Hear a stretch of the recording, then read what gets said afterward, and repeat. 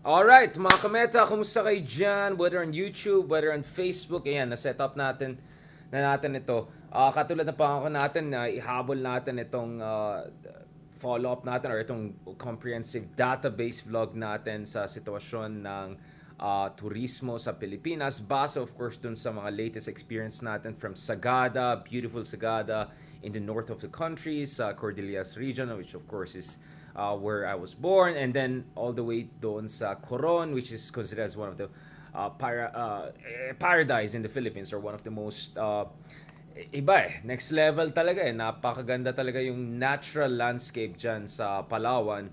But I wanted to make a bigger argument about the state of tourism or tourism crisis in the Philippines, because of course if you look at the postcards, mga kameta, katulad na itong picture natin. By the way, this is actually not a high quality picture. Na screenshot ko lang yung isang video ko of that place, and you could see even a screenshot, pixelated low quality version, still nakikita natin yung ganda ng Pilipinas. Talagang wow, ganda, bongga, di ba? I mean, it's really hard to find a place as beautiful as that. Pati yung pinsan natin sa Ibiza, di ba? Sa Ibiza, sa Mediterranean, sa Spain, napawaw siya doon sa picture na pinost natin. Again, this is the low quality version. If only you see the more high quality version na meron tayo, forget about yung mga talagang cameraman, photographer, experts dyan. So even a low quality screenshot version, mga kameta, nakikita natin dito na napakaganda talagang Palawan. In fact, that were not even a clear day, nakikita natin na overcast day yan. And yet the water is still turquoise, the serenity of the place, parang avatar level, di ba? It's just beyond your wildest imagination yung kagandahan ng ating kalikasan dyan sa Coron, sa Palawan. So I have zero regrets about going to Palawan and using, maraming salamat sa PAL, sa Philippine Airlines, yung ating mileage dyan para makapunta dyan, because which something is I'm going to talk about shortly, which is of course yung costing infrastructure among others. No, pag-usapan natin yan, mga kameta. But just as we had this very honest, reflective discussion kahapon. Oh, by the way, thank you rin, mga kameta, sa mga sumuporta sa atin dun sa in-studio production natin. So makikita niyo dun sa podcast na pinost natin with Grammy Award and multi-Tony Award winner Jet Tolentino. Very high-level, world-class producer ng super high level, Broadway productions, and hopefully, God willing, soon also more mainstream productions. No? So please check out yung interview namin with Jet Tolentino. May slight problems, unfortunately, with the audio and all na pinapaayos pa natin, but at least the video is quite nice and you can see ang ganda ng studio. So we're able to raise a little bit of fund to use for yung pangbayad ng basics natin. Hindi tayo kumikita siya sa podcast na yan.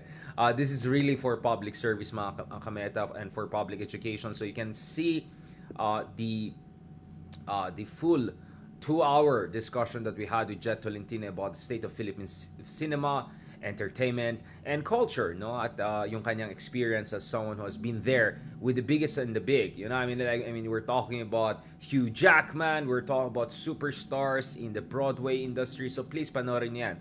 Now, going back to this, mga kameta, I want to talk about the situation of tourism in the Philippines. So, if you look at it, our natural landscape, mga kameta, it's not even close. I mean, it's not even close. I haven't been to Maldives or, the French Polynesia or the Caribbean. I heard that those places are also extremely gorgeous. But the thing is this, these are just small islands or island nations we're talking about. The Philippines, Coron is just one of many paradisical. Yeah, I mean, like next level paradise level the sites that we have. But of course, Coron for me is one of my top 3 favorites, if not top favorite. Although nearby El Nido is also gorgeous. Obviously, as someone from Cordillera, the sea of clouds, the pine trees, and all of that, I also find it quite special. Yes, there's the Switzerland of the world, there's the Caspian region, etc., where yung forefathers grew from that side. Yes, those places are gorgeous. But iba pa rin yung home base natin, of course, Cordillera. So for me, Coron is easily among top 3 in the Philippines and among the best in the world. I think Coron was featured on Vogue magazine a few years ago as one of the top destinations on earth. And then yung mga mayayaman dyan, Aman Polo Club, booyaka siya, yan. And then not to mention Boracay, and now emerging na yung Siargao, not to mention Iloilo. But I'm just saying, like, if you look at the natural landscape in the Philippines, is wildly beautiful. I mean, beyond wildest imagination. And yet, if you look at the tourism numbers in the Philippines, mga kameta, and I'll explain shortly why I believe we have a serious problem there, we're not even close. And from the other direction, we're not even close as a competitive player. Forget about the world, forget about Asia, but just on the ASEAN level. So let me just show you some of the numbers, mga kameta. So if you look at neighboring Thailand, for instance, okay, yung tourism number nila is like 4 to 1 ratio sa atin. No, so like something like 40 million to 10 million annually, right? So these are just some of the numbers I'm going to show you, mga kameta. So this is the Philippines. These are the data, mga kameta, on a monthly basis na nakita natin throughout 2022. So 200,000 here in this month, 300,000 here in this month, medyo, 1 million, 500,000 here in this month, 1 million here in this month, 1.5 million here in this month, 3.5 million here in this month. So abot ka ng roughly 10 million, no, annually. So that's the situation in the Philippines. Again, keep in mind, we have like unparalleled natural beauty. And these are the numbers we're getting, mga kameta. Now, you go to Thailand, I'm not even sure they have anything close to that. I mean, Thailand's beautiful. I mean, no question about it. Especially yung Phuket, etc. Yes, it's gorgeous. Chiang Mai, kind of their own version of the North, like Cordes. Yes, it's nice. I'm not saying that. But, I mean, is it like 4 times better than the Philippines? Is it 5 times more beautiful than the Philippines? Like, these are numbers in Thailand, mga kameta. 40 million ang bumisita sa Thailand noong 2019. Yeah, 39.92 million. I mean, this is, of course, this is the annual. So, kung sinama mo lahat ng Filipinas, barely 10 million last year. Now, Thailand umabot na ng almost 40 million noong 2019, mga kameta. Obviously, this kind of suffered during the pandemic period. And the Philippines parang sobrang baba na rin. So, yes, you can see a 6 million noong 2020. But, they're averaging close to 40 million na, mga kameta, in the pre-pandemic years. And most likely, they'll be in a position to meet that again. So, we're looking at... So this is where it goes crazy. Now, I'll tell you something even crazier. Now, by the way, more data. So this is the fantastic data we also have by The Economist magazine. When you look at the data when it comes to Thailand's tourism industry, so here, mga kameta, so you can see Thailand's tourism arrivals pick up more quickly after easing of travel rules in recent years.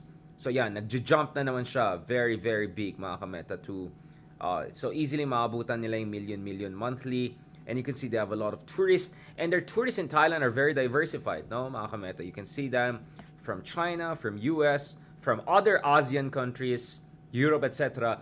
But what makes it even more mind-boggling, mga kameta, is there was a recent survey when they asked sa mga Pilipino, saan nyo gusto mag-retire? Sa Pilipino, hindi yung mga AFAM na gusto mag-retire sa Philippines. Tinanong mo, at Thailand was a top destination for Filipinos, mga kameta, for a place for retirement. Like, wait, what?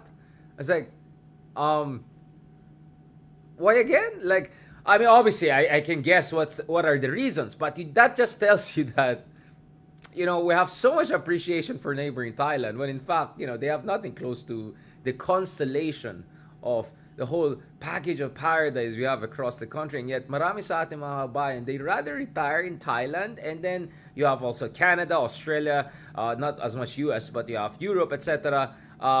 In the mix. No, I mean, this is just mind-boggling. Nung nakita ko yun, parang, what? For real? So let me just read a little bit about this, mga kameta. Itong survey na naganap. So ito yung new study by bunny.com.uk reveals yung mga preferences ng ating mga kababayan about where they want to retire. So after Thailand, maraming Pilipino gusto mag-retire sa Canada, Australia, Japan, and Portugal. Now, medyo na-guess ko siguro yung Portugal and even Spain because madali magkaroon ng parang yung green card version nila doon. So Canada was the number one choice for those hoping to retire abroad in Asia, with 6 countries searching for retirement. Canada the most, sabi ng researchers, but it might not be the cheapest place to retire. It is known for being a friendly, welcoming, and safe destination, making it a popular choice for many. The country is also home to some of the most beautiful scenery, natural beauty spots in the world, meaning there are plenty of opportunities to come. So in Canada, medyo alam natin yan. But Philippines itself, in fairness, is a popular retirement, especially dun sa mga, alam mo na, mga AFAM na maraming dolyares na gusto pumunta dito. I think medyo nasa top 10 pa nga tayo dun sa ibang list. So that's good. But maraming Pilipino ang gusto rin mag-retire sa Thailand, which is kind of crazy, right?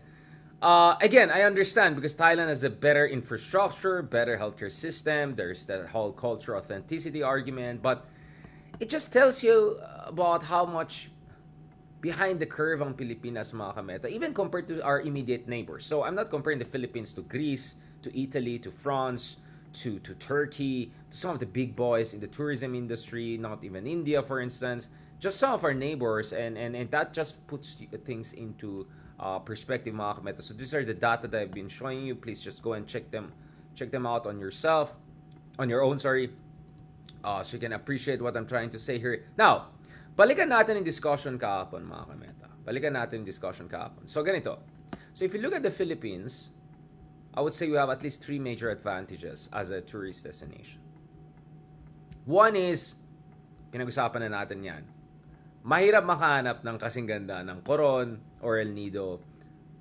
Boracay, I mean, it's great, but I mean, I can think about also many beautiful places na party places and all. But yung combination of all of this, El Nido, Coron, Boracay, Siargao, Bohol, I mean, and if you're into mountains and clouds and all, Cordilleras, Baguio, etc., Sagada, like, if you put all of them together, like, may panglaban talaga ang Pilipinas eh. It's the whole constellation of the options that we can provide to international tourists. That's all obviously number one. Number two, obviously, mga kameta, is cost effectiveness in terms of domestic expenditures, especially compared to, you know, some of the other places in the world na high tourist destinations. Like, the costs are not that crazy, right? Now, except if it's Coron and it's been mahal. But more important than that, mga kameta, is the third factor, which has 2 dimensions, which is our people, no? Pagdating sa ating mga kababayan, we actually, you can actually say 4 advantages if you break that down into 2 different sections. One is English-speaking tayo. No, so communication is very, very easy. And mga kameta, I'll be honest, I mean, I'm someone who loves different languages. Alam niyo naman, gustong-gusto natin yung ginagaya ng ibang accents, ibang languages. You haven't seen even half of it, right? Sometimes I bother to actually learn the language a little bit more than usual. Although, I mean, I'm so busy that sometimes I cannot really focus. Like, Espanol is something that I really want to work on. Back in the day, I could do a bit of French and German. But yun nga, kung hindi mo practice na, it's really just gonna slip through your fingers. But going back to this, mga kameta. Alright, Achtung. Okay, makinig ka dyan. Going back to this. If you're from any part of the world, you come to the Philippines, you don't have to worry about, like, for instance, I was based in Taiwan, right? Taiwan is a fantastic place. But obviously, I had to make sure, just in case yung taxi driver or yung kausap ko, hindi siya marunong English, I can do some basic Chinese, right? And not only that, I can do the Chinese with a proper accent. And the problem is that sometimes yung mga na-pick up kong accent, because the first place in China I went to was Beijing, is the kind of a thick northern Chinese accent, like sure, you're sure, ganun, diba? But that's not how they speak in Fujian or in Hainan or in Hong Kong or in Taiwan, right? It's a different accent. It's a very different accent. Some would say sweeter and more beautiful accent. So can you imagine, like, just going outside and all, you're always worried about how well you can get it. Now, thankfully in Taiwan, I learned that there's also an app whereby, you know, you can speak into it and then come back to it. I'll try to speak back in Chinese, in Mandarin. But the taxi drivers and all, and nakichismis sa akin about Duterte, about their own version of Duterte in the elections. They would, you know, speak in Mandarin and then let me listen to it, etc. But you don't have that problem in the Philippines. Even in the most humble corners of the Philippines, language barrier is not much of a barrier, because most Filipinos, if not all Filipinos, can have a credibly competent level of proficiency in English. Not to mention, maraming Pilipino dyan na marunong din ng ibang lingua, Espanyol, a little bit German, a little bit French, depending dun sa, a little bit of Aussie, right? A little bit of Aussie. Yeah, it's it English? No, okay, you get what I'm saying, mga kameta. So, that's it. And I would say number 4, or the second portion of number 3, music. I mean, olala, mga kameta, yung music natin ay next level. Music natin ay next level, mga kameta. Like, you just go to different bars in the Philippines. I mean, just listen to the reggae, listen to the rock. I mean, you can get almost as original, authentic a version, or even better, right? Even better, mga kameta. So, doon nakikita natin na how seamless it is for a lot of foreigners coming to the Philippines. As long as they can speak a little bit of English, they can get away with it. In fact, may mga foreigners pa nga, hindi pa nga marunong mag-English. Sige na nga, they'll still, our people will still find a way. Not to mention, extremely friendly yung mga Filipino. I'm not saying this because Pinoy ako.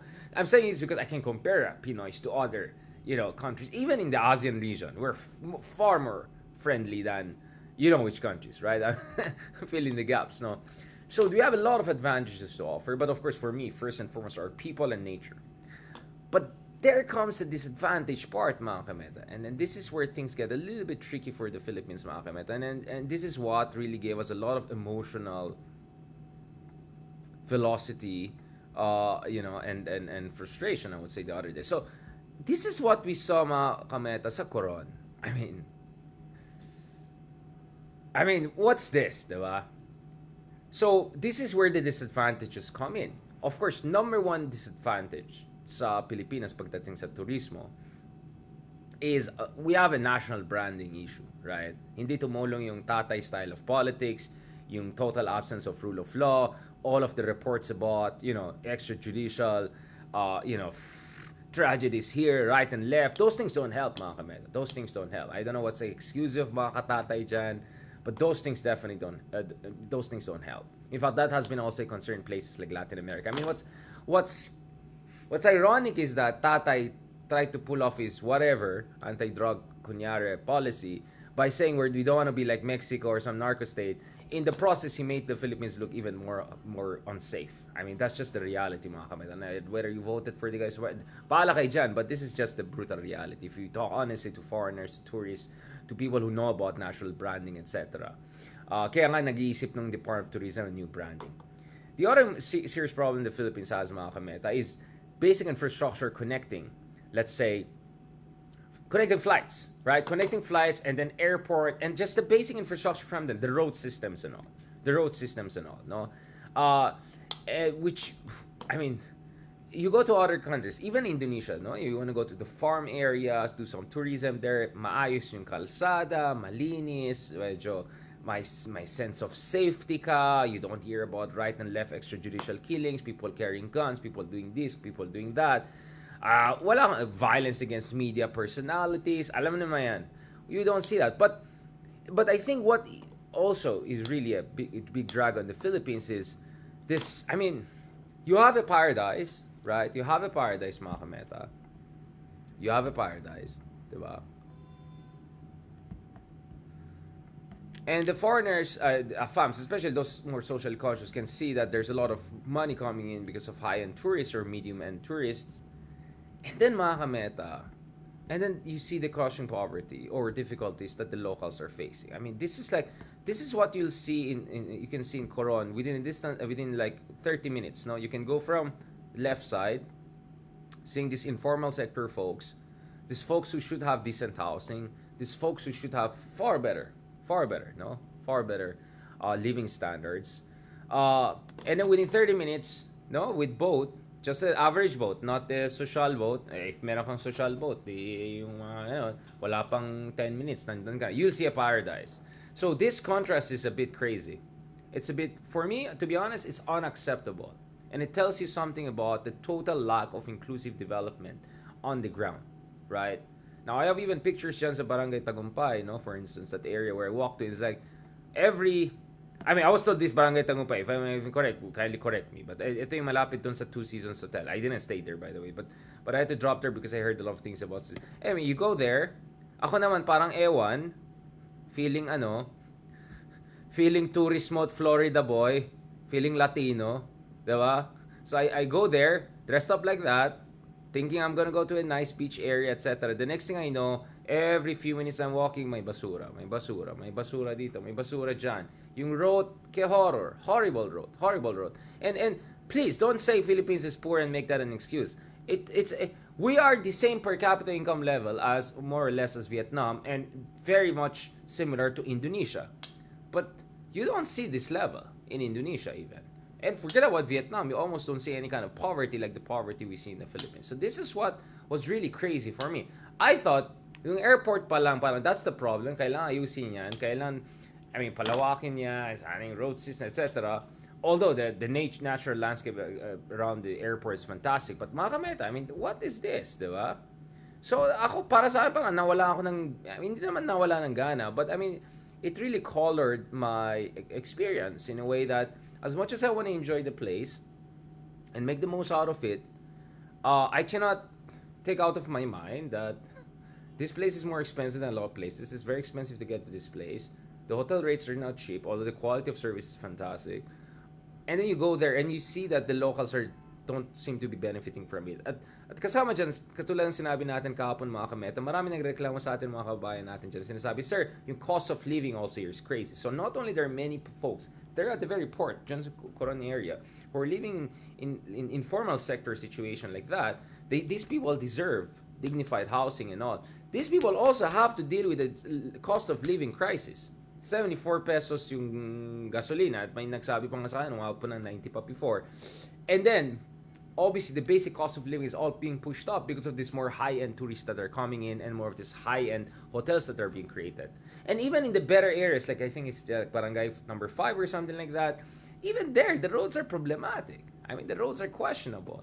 And like, pang SUV to hindi na ito pang motor, pang tricycle, grabe yung road I mean, you don't get that if you go to Vietnam, you go to Bali, you go to some of our neighboring countries. This is unacceptable, mga komenta. This is unacceptable. So, I really felt weird kasi like, I was dressed up like that, mga flowery shirt, Florida style, yeah, medyo Gucci yung shoes, mga ganun. And then like what? What's going on here? Next thing you know, sumakay kami ng tricycle. I have videos of that. Pakita ko, went through the whole area and the horrible roads and the horrible places, walang asphalt, hindi naayos, daming informal sectors, etc. na hindi binibigyan ng dignified housing that they deserve. So clearly there's a major problem mga kameta with inclusive development in Coron and many parts of the country, right? So if President Marcos Jr. wants to rebrand the country, if we want to be a serious tourist destination, we have to deal with some of these basic governance issues,